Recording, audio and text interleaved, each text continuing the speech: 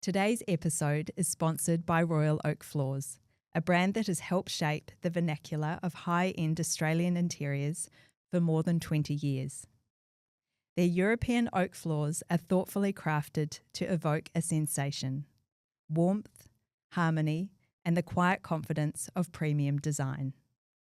We're honoured to partner with a brand that champions craftsmanship, sustainability, and the designers who bring spaces to life. Explore the range at royaloakfloors.com.au. Today on the podcast, we're joined by the talented Kelly Donougher, the creative force behind 13 Interiors. Kelly is widely recognised for her refined yet approachable design philosophy, bringing together timeless aesthetics, thoughtful functionality, and a signature sense of calm. As the founder and principal designer of 13 Interiors, she has built a practice known for transforming everyday spaces into beautifully curated environments that feel both elevated and deeply personal. Kelly's work is grounded in a holistic approach, one that considers not just how a space looks, but how it's lived in. Her ability to blend warmth with sophistication has earned her a loyal client base and a growing reputation as a designer who truly understands the emotional impact of good design. Kelly's journey into design has been a varied and brave one. We'll explore her move between various states, the evolution of her business, her current design philosophies, and what's next as her business continues to evolve.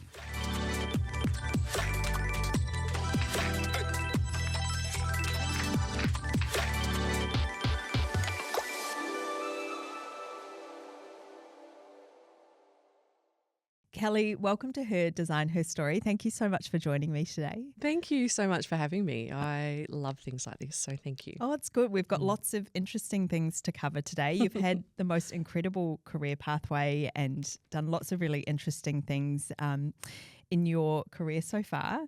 But before we delve into everything currently, I wanted to go back to the beginning of your journey. I know it was outside design to start with. Yes, very much outside design. Could we just touch a little bit on that first career pathway for you when you finished school? Well, I actually really didn't know what I wanted to do when I finished school. Yeah. And I think that was, I think it's something that probably a lot of kids and quite people a common in theme, I think, late teens experience, and probably a bit of a challenge for my parents thinking, what is our daughter going to grow up and do with her life? So I actually rolled into swimming teaching. I always loved working with people and I loved kids, and I had some really amazing opportunities in swim schools, and I started teaching, and then I worked in Fitness First and got a really amazing job when I was 19, and I ended up becoming a national manager in that company, which is where I also met my husband. Yeah. And I ended up setting up swim schools Australia-wide, and they took my my model of swim school that I'd had in the first swim school and expanded that and sort of almost franchised it through the business, which still exists to this day. Yep. And some really great opportunities, met some amazing people along the way, and then moved into local government from there. So local government was also around recreation programs, and I was based with Randwick City Council, driving from the Sutherland Shire over to Maroubra every day. Yep. So peak traffic, peak, Sydney life, rat race. But again, some really amazing opportunities within that business and with some managers that I had. So I learnt a lot out of that period in my life, even though it's completely different to what I do now, but I learnt a lot of things about business. Yeah, which can be hard to teach or, to learn without being in the midst of it. Definitely.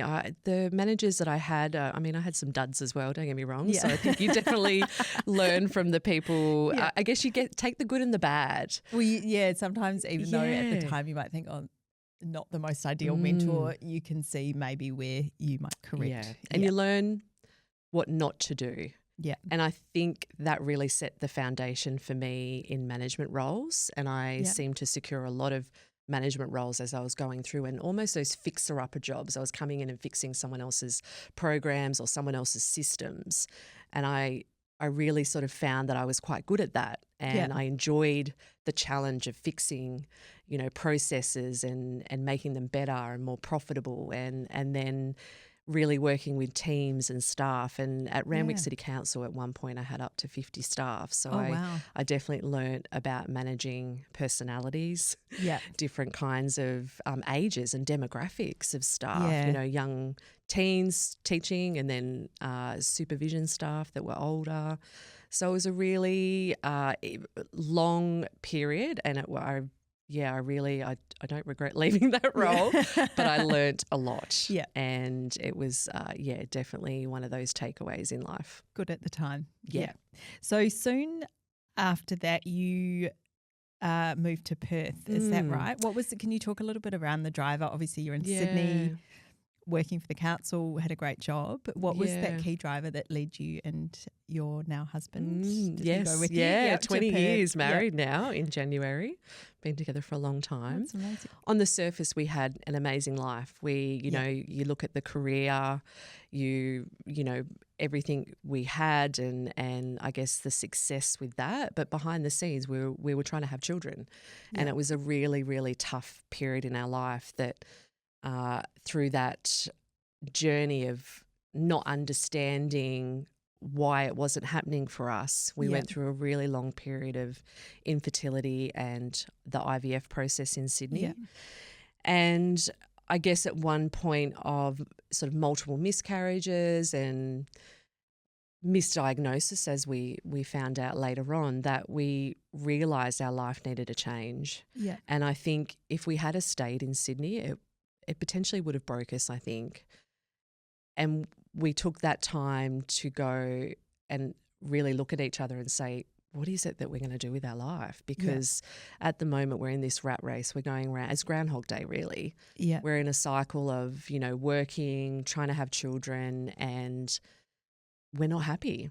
Yeah. So we had an opportunity. We had friends moving over to WA, and they were sort of chatting to us about this mining life and the opportunities that were over there. And we thought, maybe we should take the leap. Yeah. So it was originally my husband, Jed, who was chatting to one of our friends about it. And he was like, oh, Kelly will never go because, I'm born and bred Sydney in the Shire, never really left the Shire. My parents live 2 minutes down the road. My brother does as well. Like your friends are there. My husband's family was around Sydney as well and South Coast. So he immediately assumed I wouldn't want to go. And then when he said it to me and said, do you think we should take the leap and have a change? And I was like, I think we should. And he was like, oh my gosh, really? So we did all the pros and cons on this piece of paper on our kitchen bench and wrote down all the things about leaving, and then all the things, the pros of that and the cons of that. And there was literally not many cons about leaving. Yeah. Obviously family and friends. Family and friends, yeah. But when we really summed it up, we were like, what would happen if we did? We can come back. Exactly. So we decided to do it for 3 years. That was our get out of jail card as such if something didn't go right. And my brother offered to move into our house too. So we were like, okay, well, he's going to live in the house. We're only going to go for 3 years. We'll save up some money, pay off our mortgage, and then have a reset and then come back. And we moved, and I remember landing, and I remember being, in tears going, we didn't even have a house yet, mind you. We just sort of landed, and my husband, he was still working at Fitness First, but I had secured a job first, and we had to find somewhere to live, and we knew some friends over there that we had stayed with originally just to get us through that time of trying to find somewhere, but literally packed up our life in 2 weeks and left. Yeah. And then stayed for 12 years. Oh, it's amazing. And it all changed. Well, that's amazing. I think it's a really brave and endearing conversation to be having, a really honest conversation. And I think, I've watched quite a few friends go through that, and I think there is that, when you envision something for yourself, it's one thing often we have no control over. And a really brave choice to try and sort of pick yourself up and think, well, I need to make the most of my life. So what am I going to do with it? Yeah, we were really surrounded. I mean, we have a wonderful family, and we have beautiful friends. But when you're in that environment where everything is around having children, everyone was having children as well. And social expectation. I think even if you choose not to. Yeah. Yes, yeah. And oh, you guys don't have kids, or when are you having kids, for people that didn't really know what was going on. And you got to that point where you shut down and you removed yourselves from those situations because you just didn't want to talk about it, or you didn't want to be around it.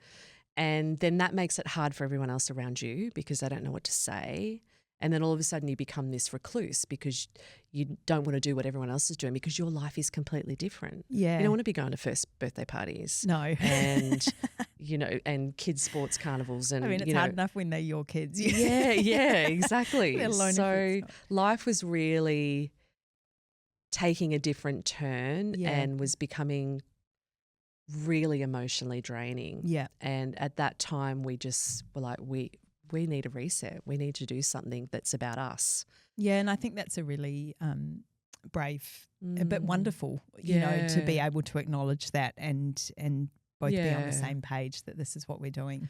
We just both knew that we needed to do it for us. A lot of people felt that we were being selfish, I know, and it was really hard for a lot of family to see us go, especially my mum at the time. She really suffered and our relationship was really suffering. Yeah. And, that has been repaired now, which is amazing. And, we have such a wonderful family. But at the time it was really, really hard. And we just needed to go. Yeah. So you arrive in Perth. What was that first job that you were working in there? Not design related, no. I'm assuming. No. Definitely not design related. I was in high-vis uniform, steel cap work boots, working on a mine site in the middle of the Pilbara, which amazing. For anyone that doesn't know where the Pilbara is, Google it. It's the most very, very far point in the middle of nowhere in Western Australia. Oh, that's incredible. So it takes quite a while to get there. So I guess from logistics of looking at Australia, if you're going Perth to the Pilbara, it's kind of like, I guess, Sydney to Cairns kind of thing. But you do that for work. Yeah. And we would fly out. We had our own airport at the mine site. So when I say born into mining, I was very lucky to get the role that I had and be on the site that I had. It was one of the best sites in the Pilbara. And my roster was an 8 and 6, so 8 days on, 6 days off. So it was a great lifestyle roster. Yeah. And very fortunate to have that office type of role too. So I was in the safety compliance in the early days, and then that grew into a superintendent role on the site. And again, I had some really amazing opportunities with different departments, and then taking on some different teams in also fixing up roles again, fixing a department that was struggling, and then reinventing some systems for the mine site as well, and putting in some processes to better our auditing systems too, and involved with, the mines department in auditing the site as well. So I had some really amazing people that I learnt from too. Yeah. And I am forever grateful of that role. That was, we have such a great mining family from there. My husband still works in mining, and very much so with a lot of the people that we met,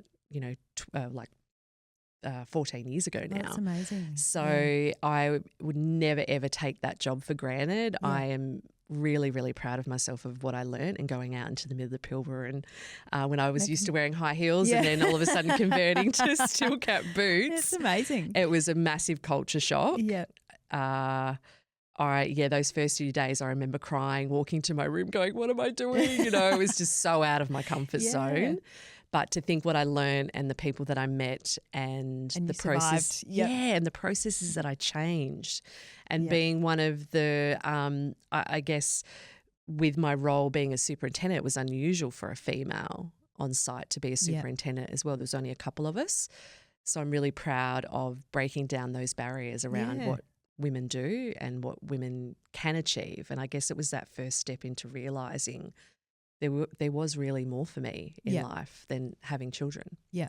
That's amazing. So I have to ask, how did that then start to lead from this mining role into design work? Was that something that it was sort of evolved with your time in WA? Yeah, it did. Yeah, it was a real fork in the road moment. We'd had that break from the fertility and the IVF, and we were starting to become us again and getting really excited about life. And my husband and I both ended up securing a roster that was identical, Yeah. which was so, again, super grateful for that opportunity. So it meant that we could travel a little bit in our weeks off, and we had a townhouse, so we had no maintenance, we had no pets, no children. Yeah. We were starting to just enjoy life again and really experience WA, and we just realised we really loved it. And we decided to then build our own home, and my husband found this amazing block of land, and we were like, I think this is the one. Yeah. And then we signed up with this wonderful builder that I still work with now with clients. Oh, wonderful. Yeah. And they built this beautiful home for us, but I was heavily involved in the design process. Yeah. And I really, really loved it. And I had this real passion for it. And just prior to that, we decided that we would go down the path of the IVF again and basically sort of give it one last shot. Yeah. And if it doesn't work now, then that's it. And we know that we've done everything we possibly can. Yeah. So we were referred to an amazing clinic in WA and doctor, and then further testing uncovered some chromosomal disorders that hadn't been uncovered in the previous over 10 years. Oh, wow. And that was a real defining moment. We were like, what? How can this be? Yeah. Which was going to make pregnancy harder. Yeah. And involve genetic testing. And Okay. so that, and I talk about all this in my book, and that really unraveled me. Yeah. And we'd got to that point where I was like, we were enjoying life, living life, and, WA is amazing. And then all of a sudden oh my God, this is actually it. What is it that I'm actually going to do with my life? Am I going to be working in mining forever? I'm not going to be a mum. Yeah. This isn't the path that's for me, even though I thought I had that glimmer of hope still. Yeah. So there was that real pivotal moment where Jed looked at me and he said, "You're broken and I don't know how to fix you." And it was so gut-wrenching because to look at your partner and to hear them say that they know that you're broken but feel it's their responsibility to fix you. Yeah. And it was, that moment that I realised that there was no one else that could fix me. It had to be me. Yeah. And I really thought about what it was that I wanted to do in life, and I needed to find something that lit me up, that made me feel like me, that wasn't about anybody else, that wasn't about doing something for somebody or fixing something for somebody else. It was creating something that I enjoyed. Yeah. And all of my friends over the years had always said I was great at styling and had, nice homes, and I just enjoyed that. Yeah. I never even thought of having a career in it. So I started studying design, and this was when we started building the home, and I was loving it, and I was good at it. Yeah. And I was submitting assignments like this big nerd, and my husband was like, "Oh my God, I've never seen someone so excited to study." It's good. Yeah. Yeah, and I really enjoyed. I did it remotely, and I worked in my breaks while I wasn't working on the mine site. And then I, finished my qualification, and then I was like, well, with no real thought into it, or even I would not advocate any body starting out a new business or not doing their research, which is not what I teach, but exactly what I did. I'm going to register a business name. Yeah. This might be a thing in the future. And then that was 2017. Oh, that's amazing. So jumping forward to currently, you have been operating for 8 or 9 years now, which is amazing. It must be 9 now because we're nearly 2026. So yeah. So you now have an office in Melbourne and an office in Perth. Yes. So your business obviously succeeded. Yeah, which I'm and very took proud off. What at the time in Perth what was that process of finding those first clients, I guess, that justified the I worked stay in design? I worked side by side with my mining role for a couple of years. Yeah. I was too scared to take that leap. Yeah. And this is something that I see amongst a lot of people when they're first starting out. And it was that financial security too. Yeah, You know, I yeah. had a really good mining income. Yeah. But I really loved design. So I had a few referrals from the builder that we built our home with, which was amazing. And then I did a couple of jobs for friends. Yeah. And then I decided, once our house was finished, I decided to do a big photo shoot in my house. And I approached a lot of local businesses, furniture businesses and homewares businesses. And I asked to borrow their product and they said yes. And I was like, oh my God. Oh, amazing. And I must have got loaned as such around $100,000 worth of goods. Oh, amazing. And put it in my house, styled it. And I said to him, I will show you what I can do. Then I will gift you the photos. And then we did a collaboration on socials. And back in those days, Instagram land was a little bit different to now. Yeah. And that's where it really took off because I was showing people sort of my aesthetic, which was a little bit different to what was happening in Perth. And it just exploded from there. And then I started getting a lot of inquiries from socials. Oh, that's amazing. And I still work with these brands to this day that were one of the brands that loaned me those goods. And that's incredible. Yeah. Yeah, because I think also that ability to show your own style, because even if you get to style a client's full project, it can be hard to get everything down to the absolute degree of how you might innately put something together. So I did it in my own home. No one knew it was my home either. Didn't tell people it was. They didn't need to know that. I was just showing them what I was doing, what I was capable of. Yeah. And I obviously collaborated with brands that I felt suited my aesthetic as well. And I had 100 photos out of that shoot that I shared with these businesses. Oh, and amazing. then we all collaborated on socials and shared, and then they were getting reshared. Back in the days, as soon as someone shared and you got 100 followers or whatever. Yeah. And then we had all our hashtag strategy. Yeah. And I know it's got a bit beyond me now, the way oh my gosh, it's different now. Yeah. Keep changing. What was then the driver to opening an office in Melbourne? So the leap into Melbourne came from always having a bit of an audience over here. Yeah. So again, from the socials, and Instagram grew quite big quite quickly.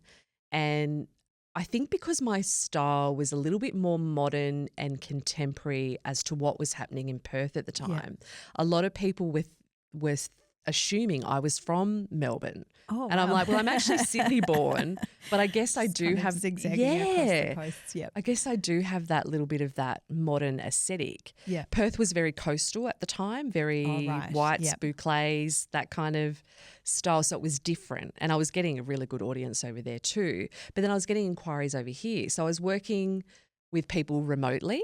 Yeah. And sort of doing that e-design as such. Yeah. And I had clients in Sydney as well.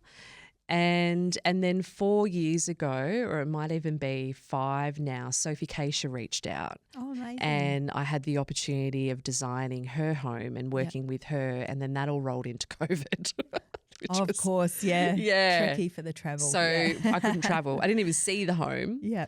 And so I didn't see it till the end, which was amazing. And I had such an amazing experience with her. She's a dear friend now, which is so lovely. That's so wonderful, and she was actually MC on my recent book launch in Melbourne. And yeah, she's a beautiful, beautiful person. So I'm forever grateful for that opportunity of working with her.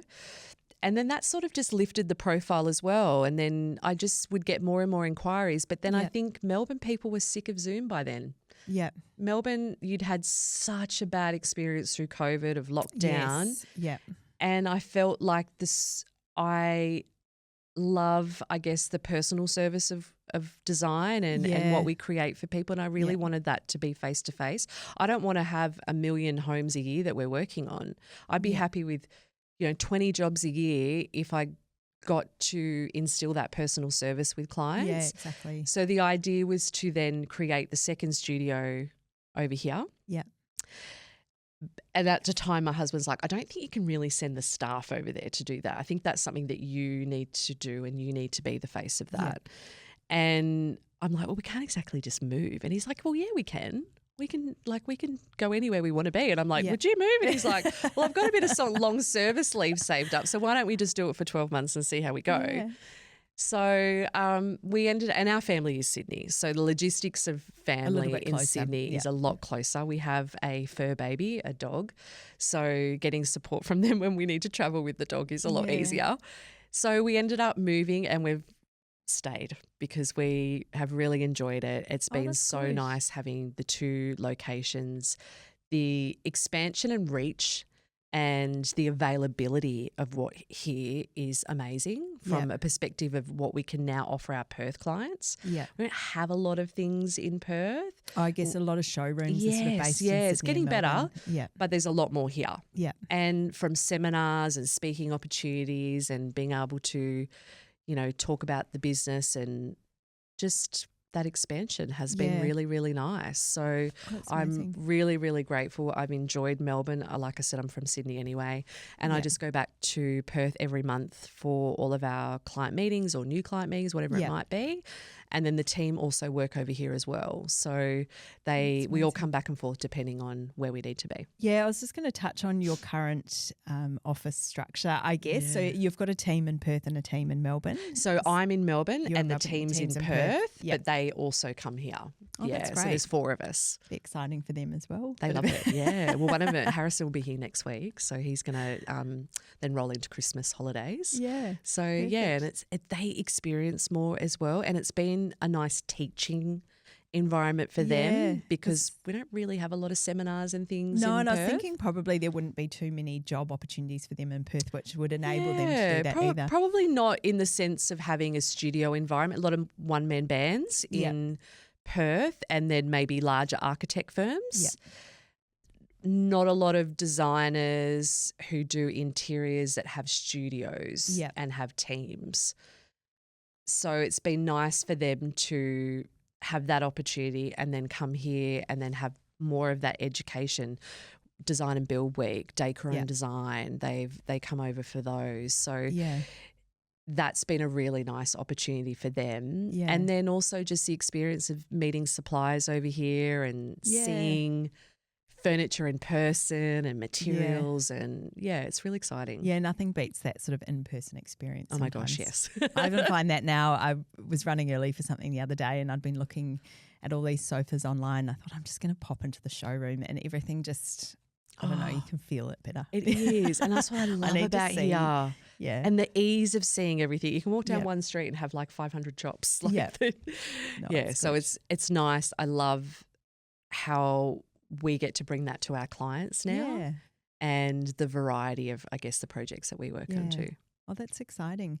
In line with your thriving design business, you also released a book in October this year, which is really exciting. Congratulations. Thank you. Called No Fence, No Limits. Could you talk a little bit about, I guess, the pretext of pulling this together, the driver for launching the book, and a little bit about what the book covers? Yeah, it's been such a nice journey launching it actually, really knowing how it's really touched people and by sharing my story of infertility and the expectations of what we set for ourselves in life and what society expects for women. Yeah. I originally started writing my story around 10 years ago, and it wasn't originally meant to be published or launched in that sense. But as I started writing it, I realised it really might help someone else going through something similar, because I think we hear a lot of stories around women and infertility, but then they do end up with children. You know, Chloe Fisher's an example of that. She's just launched an amazing book about her hardships and her stories. Yes.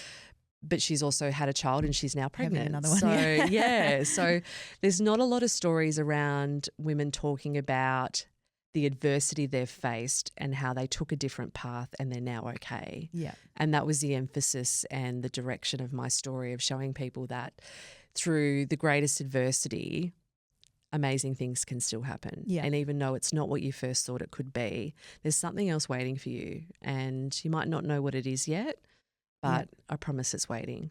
And it's like a big warm hug to those people that might be going through a really hard time. And by sharing that, I just want people to know that I know how you feel. I really do. And this is the hardships we went through. My husband has also written a few chapters in there, which was really lovely. Because there's often that, I mean, I've seen it with friends, and it's something I think my husband and I had spoken a lot about, because I think sometimes as women I'm maybe a bit more attuned to that, but he was sort of like, oh, my friends have just never spoken about, or seeing a friend of his go through the fact, the realization that they're not having children. I think it was interesting because I think sometimes women, not always in the right way, but I feel like are a little bit more used to that conversation. But you could see sometimes for men it's sort of a slightly we're a bit more one. Yes, we're a bit more emotionally in tune, and it's happening to us directly. Yes. So the partners can be forgotten in a sense a little bit. And or not sure how to sort of support. Yeah. So it was really courageous of him to put his words into writing and share that publicly. Yeah, no, I think because we were very private about this journey the whole time we were experiencing it, and very much so him. He's a very private person. So I'm really proud of him, and I know that it'll really help other men or partners reading the story and hearing his point of view and then being able to relate to it as well.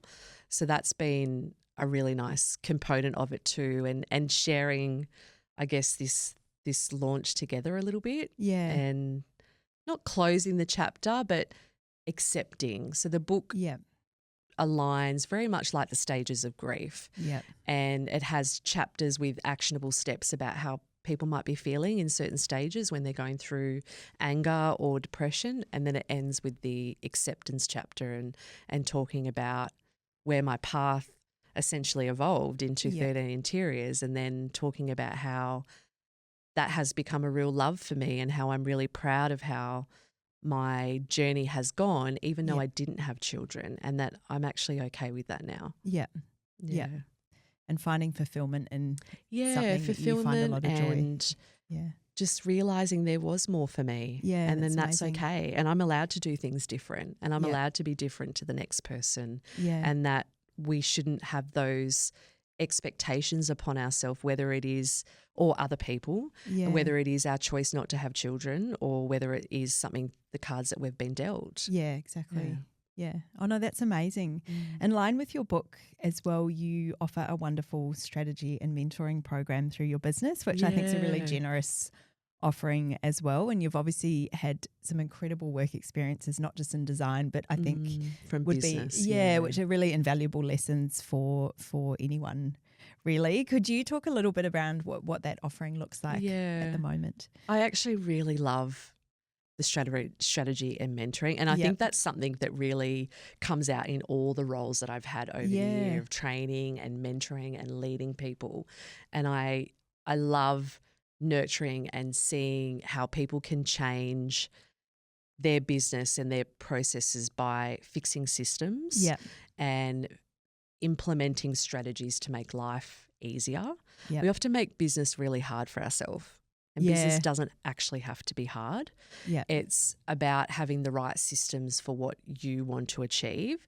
So the strategy sessions are a one-on-one session, and it's kind of like a quick audit into what you're doing. And there might be certain things that designers want to focus on, and it could be around, their pricing and structure, it could be around their services, or it could be systems.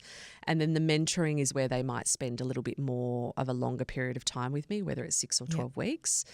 And that's a one-on-one process as well, where we really go through all of the things they're doing, all the challenges, because I think sometimes they don't realise the challenges they have are actually a challenge. And I'm like, you don't have to be doing it that way. Well, I think it's hard sometimes. I have a lot of friends who are also in design, and we do have some really honest conversations with each other, but there are sometimes things where it might be more difficult to ask the question of someone you know, or take the advice from someone you know as well. So I think having that insight from someone who's got a proven a record as well is really, really helpful, and in the industry, because there are a lot of business mentors who are wonderful, but they might not be specific to that design business as well. I agree. Yeah, I think mentoring designers, it's great when you come from that environment. And slightly more creative. It is, mindset, and it's, for me, it's a little bit of a double whammy, because I come from lots of different industries. I've had a lot of experience in marketing through Fitness First. That was something that was heavily ingrained into us, and the sales process, I guess, as well, but a lot around confidence. I think one of the biggest things I see with designers that come to me and for that mentoring is some of them are really amazing designers. They just are not confident, and they don't know how to portray that confidence. And and I said, well, I started somewhere too. Like I was in my mid-30s late 30s, starting a design business, and I was walking into meetings with clients and they'd assumed I'd been doing it for like 5 or 6 years, and they might have been my second or third consult I'd ever done. It's about the confidence. Yeah. So that is something that I really hope to launch further into next year with a new program that I'm going to bring out for groups of designers, and it will be really heavily involved in that, building that confidence in those systems. Yeah. No, I think that's really invaluable insight as well, and often something I know in speaking to a few people now through this process. I studied architecture. We did like a little bit of business things at uni, but it was like so much of that stuff is really learnt from on the working fly. And also if you haven't had the opportunity to be in a really great office where those systems are in place, it can be really hard to work out what you're doing. So no, I think that's a really absolutely generous... because like I didn't work with anybody else either. Yeah. So I've had a lot of design students who are studying might reach out and they'll be like, oh, I want to start a business and I don't want to work for anyone else. And I'm like, that's fine. I did that too. But what's your background? Because I did come from business. Yeah, and understanding all that. Yeah, I had that kind of, I guess, learnings and career progressions, so to speak. So I had some of that backing, whereas some of these people are coming fresh out of school and going into a design course and then going, I'm going to be a designer and start my own business.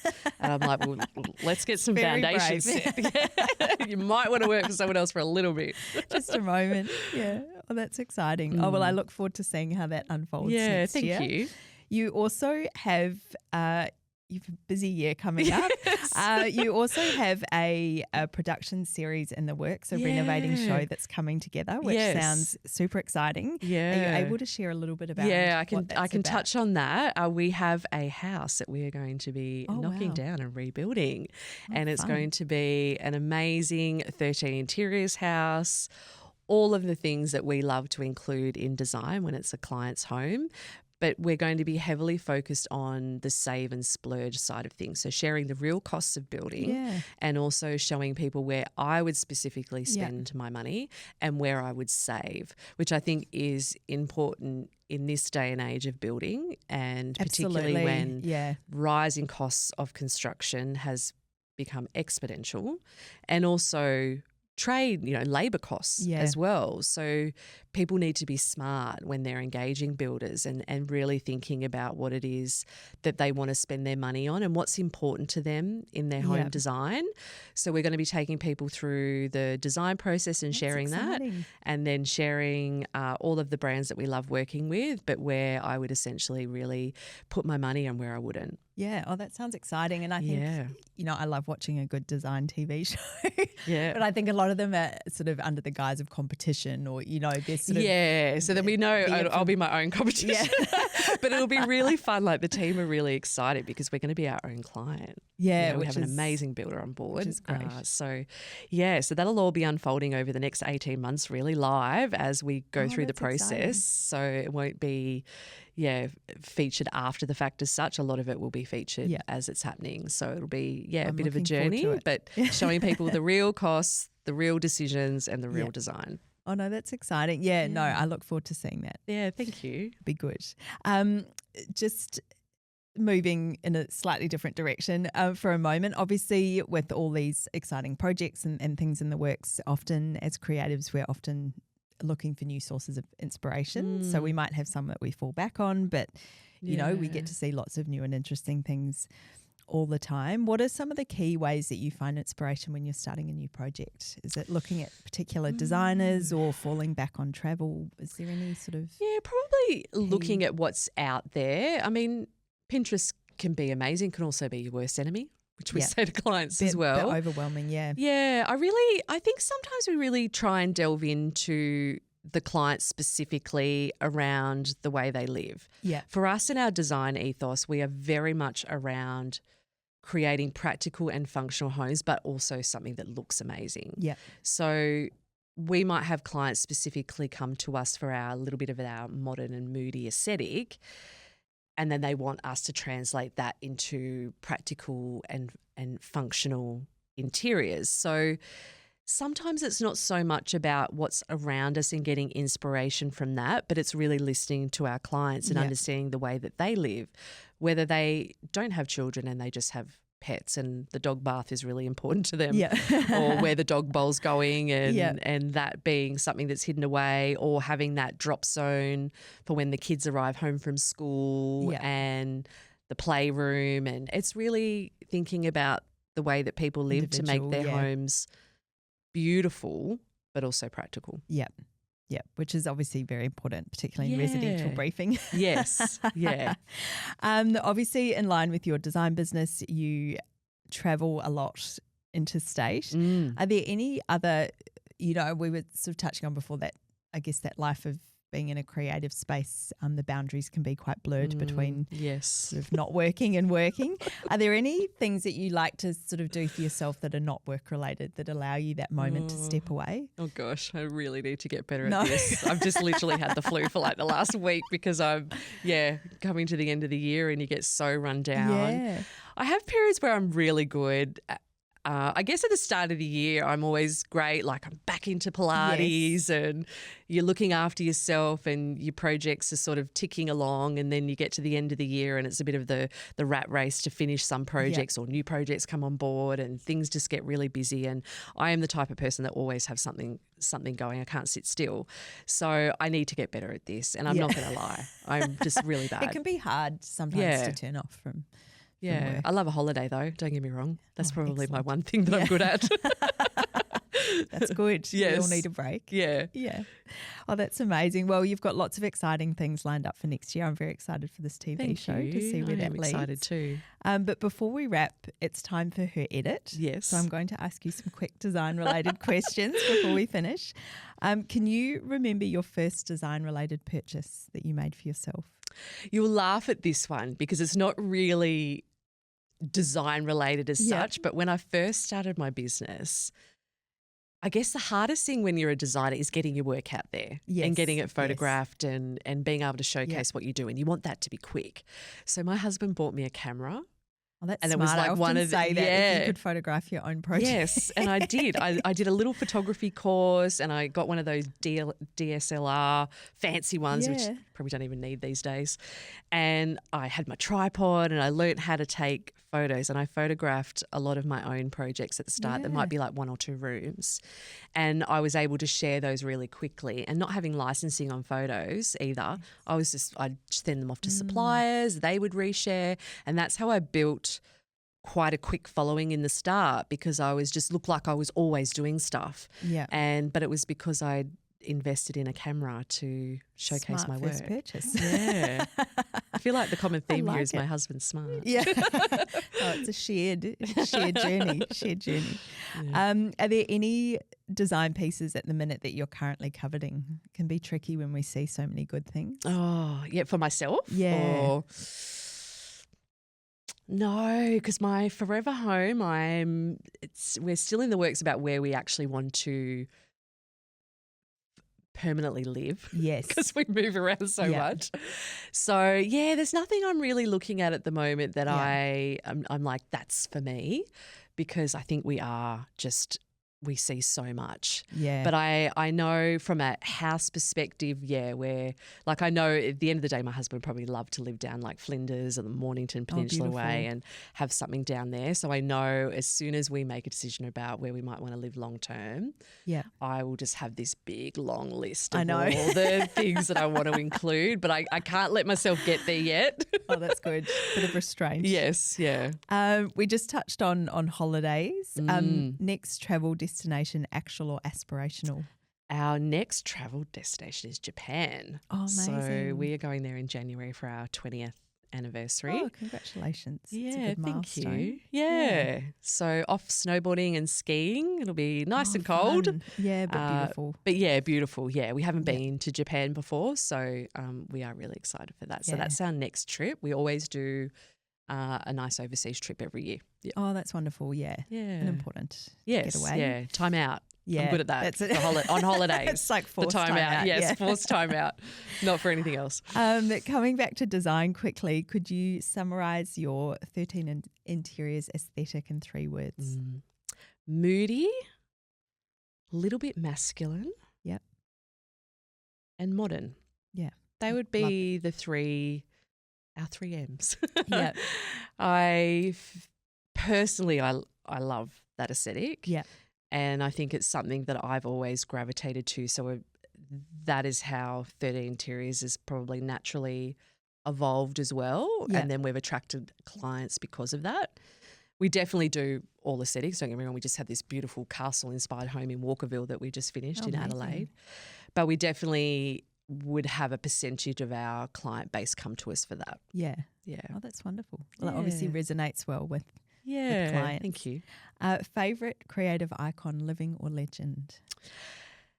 There's another one you'll probably laugh at. Not because of her aesthetic, but I love this particular person and couple because of their business work ethic and where they've grown. And it's Joanna and Chip Gaines. Oh, yes. From Magnolia Homes. Yes. And I over the years watched their series of their TV show. I have read their books and I just love their evolution of this, they were just fixing old homes and doing their own little thing to being discovered on a TV show to now a global brand. And their story, their Magnolia storybook that they wrote together is so inspiring. And there's actually a quote which I've got in my book, which I wanted to read because this will resonate with anyone that is starting or has started their own business. And it's something that has stayed with me for such a long time. There's a couple of quotes that she wrote. I need to read her books. I've It's seen really, the TV show. Yeah, it's really inspiring. Like I literally, I couldn't put it down. It was one of those ones where I just went back to it so many times, and it's just such a heartwarming story about, they have like 5 children or something, and the growth of their business and how they navigated through that as a couple. Yeah. And they have their own TV network now. Like it is astronomical. Very so smart. to achieve, smart. Yeah, so I think savvy. I just so inspired by them. Absolutely. But she wrote a quote in her book and she says, "It's hard to describe the feeling that comes with starting your own business. It really is so much work in the beginning that you lose yourself in it. You lose your sense of time. You can't believe how quickly the days go because there really is no time to focus on anything else. But then you open the doors and it's like you have given birth to this new thing that didn't exist before. But then when it starts to flourish, well, that's the icing on the cake. To get to see it, live it and breathe, and to know that this thing you created out of thin air can put a smile on other people's faces is a blessing." Yeah, it's amazing. Yeah. Yeah, she's got a couple of quotes in her book that's really, really inspiring. There's another one about sort of your childhood and not realising that there's things along your path that you were doing in your childhood that were leading you to where you were always going to be, but you didn't realise it. Yeah. So, it's just really, really touching story, and I think they're, a couple that I really sort of resonate with but also so inspired by. Yeah. That's an excellent icon to stay motivated. Final question. If your style was a celebrity, who would it be? Totally. My husband always says to me, "Oh my God, you're Sandra Bullock." Oh, funny. That's good. I'm like, cool. I'm taking that. But she's just, I guess a bit of a powerhouse, very, modern woman, quietly, I guess, confident. And one of her movies that we always have a giggle at is The Blind Side, where she's that mum and she's on it. And she knows she does a lot for her family and, lots of people around her. I think she does a bit of design as well. And I feel like, it's just elements of her that I've always had a bit of a giggle at and laughed at. And I'm like, if I had a Netflix series one day, I'd want Sandra Bullock to play me. Plus, she looks amazing. I know. Excellent choice. No, she's had got a good longevity. Yeah. Incredible career. Yes, exactly. Yeah. Thank you so much for your time today, Kelly. I've really enjoyed our conversation. We've covered a lot of ground. It's been great. Thank you so much for having me. Thrilled to share my story and really appreciate your time too. Thanks. Thank you.